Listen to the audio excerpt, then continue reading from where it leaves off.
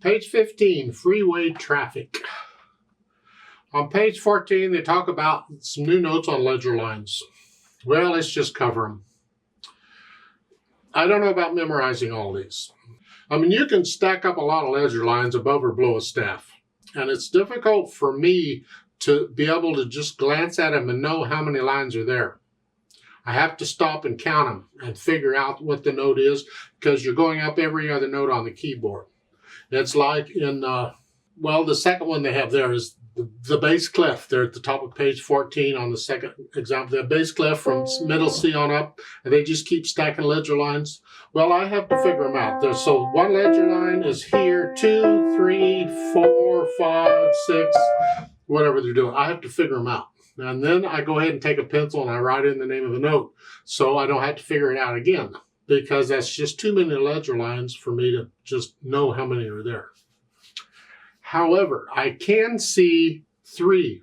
I can tell just by glancing at it if there's 3 ledger lines or fewer. 1, 2, or 3 ledger lines I can see. When it gets to be 4, that's where things get blurry and I'm not sure is it 4 or 5 or what is it?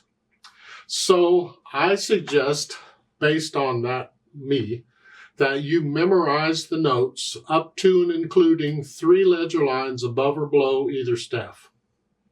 Well, you've already had 2 ledger lines. That takes you to the C's here. And 1 more ledger line, well, in treble clef, that's an E, and here it's an A. Just, you're going to run across them. It's just nice to know 3 ledger lines, the notes up to 3 ledger lines. And if I could glance at the other ledger lines and know how many there were, I would do those too. But I can't. I've tried. It doesn't work. And that's my spiel on ledger lines. Just know that it's every other note, just like the lines in a staff are every other note. And then the spaces are the other notes. Now let's talk freeway traffic. It is 2 pages long. Treble and bass clef. No sharps or flats in the key signature. We're in the key of C major. Make sure you're doing my C major scale, and you probably ought to be doing it 2 octaves up and down by now. I got videos on that. Okay. 4/4 time signature. We got 8th notes all over everywhere with a few whole notes thrown in. Now, if you can do the C major scale and you get music like this, you can pretty much sight read it. You already have the technique needed to play this. If you haven't been doing the scale, you're going to struggle to get the notes even and smooth. It's going to take a long time to get it. So I'm going to take both hands together because for the most part, it's one hand or the other playing. It starts out in the left hand here, and really all these are C major scales, although you're not always starting on C. You don't have to. You don't have to always start on the note that's the name of the scale. You can start on any note, but we're going to use the same fingering for the C major scale. You're just playing different notes, but the physical feeling is the same. So it starts here in the left hand, and you're here. It's just a C major scale going up. 1 and 2. And then you got the right hand, the C major scale going down. And as you're playing this, you get your left hand in position. Now we're going to do a G. And again, it's a C major scale. We're just starting on the G. And now it's up here.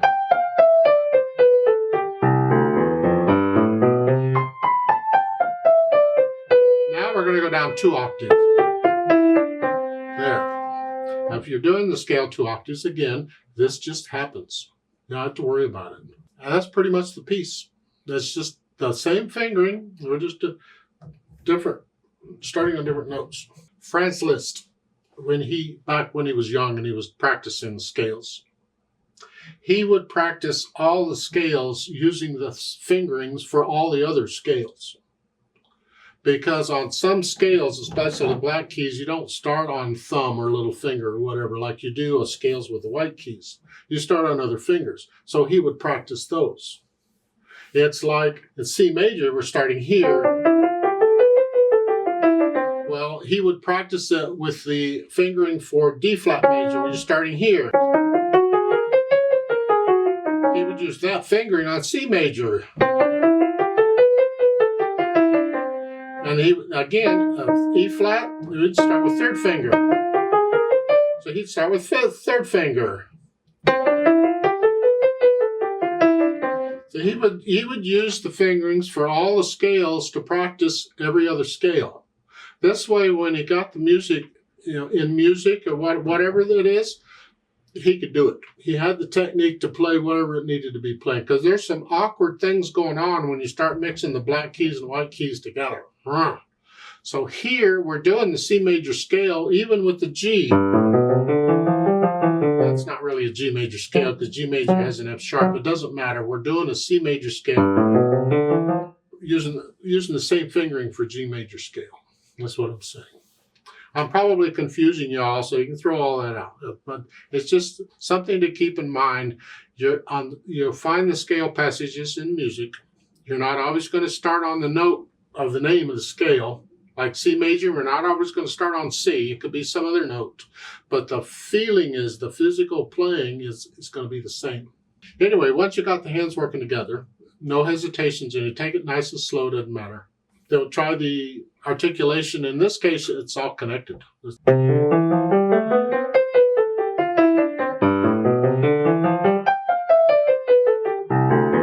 all connected. Now, on the third line down on page 15, that line goes over to the whole note. Here. And they'll lift up. So it's all pretty connected, all pretty legato. Dynamics, again, both hands here, mezzo forte. And this piece would be a good one, in my opinion, to practice at all the dynamic levels. Practice it really super soft and kind of loud, and all the ones in between. This is a good one to do here. So how soft can you play this? Very, very light, very little weight. And then you can gradually get, it's good practice, it really is. Now speed, well, Allegro is quick, happy if you want, but I say quick. Fast, they say, okay. There's faster ones than this. Fast, that's the overall feel of it. Well, eighth notes, you're going to go. But when you think about the beat, 1, 2, 3, 4, that's kind of quick. It's more like an allegretto. But nevertheless, how fast can you play this accurately, evenly? You know? Think about the interpretation. Put in the natural accents. 1, 2, 3, 4.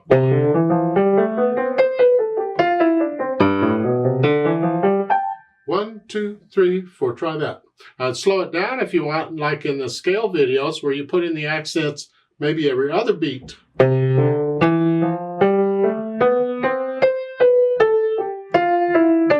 And drop the wrist just like we do in the scale videos. That's a good preparation to give you the control you need to play even and control runs on the piano. Even though you're going slow, you'll be surprised at how much it helps when you need to go fast.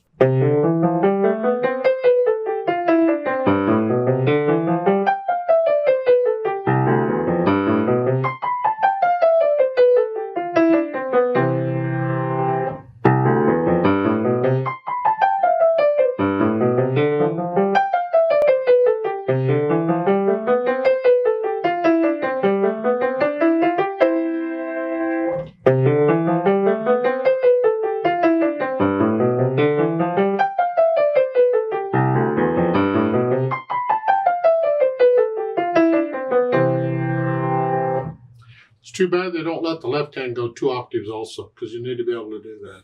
Now we have this page turn we got to deal with. Again, different strategies for page turning. The number one goal is don't mess up the beat. Whatever you do, don't mess up the beat. So we have to decide, how do we do it? Well, again, the number one choice is always memorize the piece. If you can't do that, then at least memorize maybe one page. Then you don't have to worry about it. Well, if you can't do that, get somebody to turn the page for you. Can't do that, you got to do it yourself. You're stuck, huh? We see if maybe one hand is resting while the other is playing, because that way the one hand resting can turn the page while the other is playing. And that worked very well here. So at the bottom of page 15, as the right hand is doing this, just turn it with the left hand right quick, and then get your left hand down there ready to go, ready to play, because you don't want to mess up the beat. Now, when we do the play with me stuff, I can't turn the page. So there I am going to mess up the beat.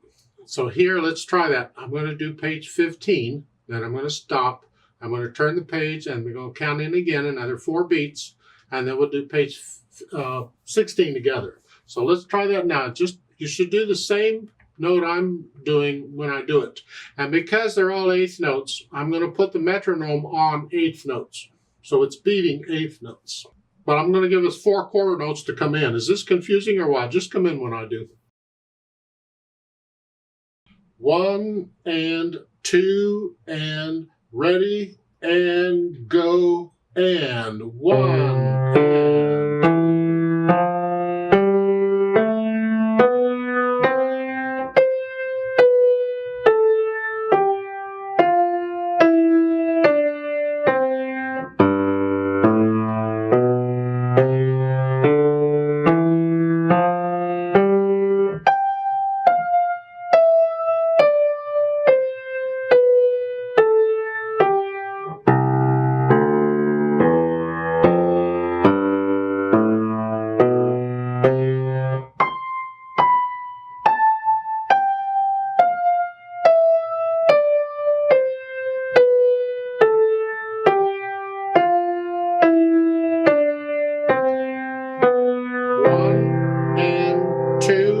and 3 and 4. Go on.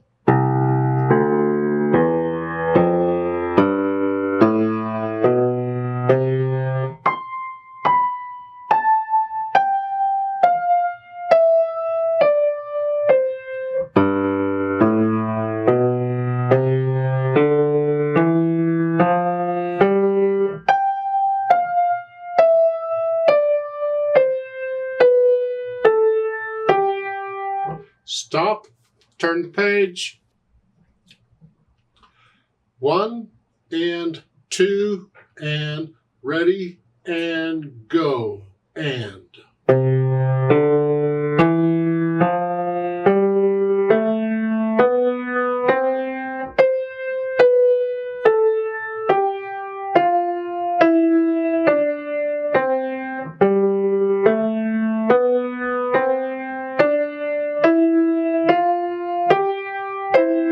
And 2 and 3 and 4. Go on.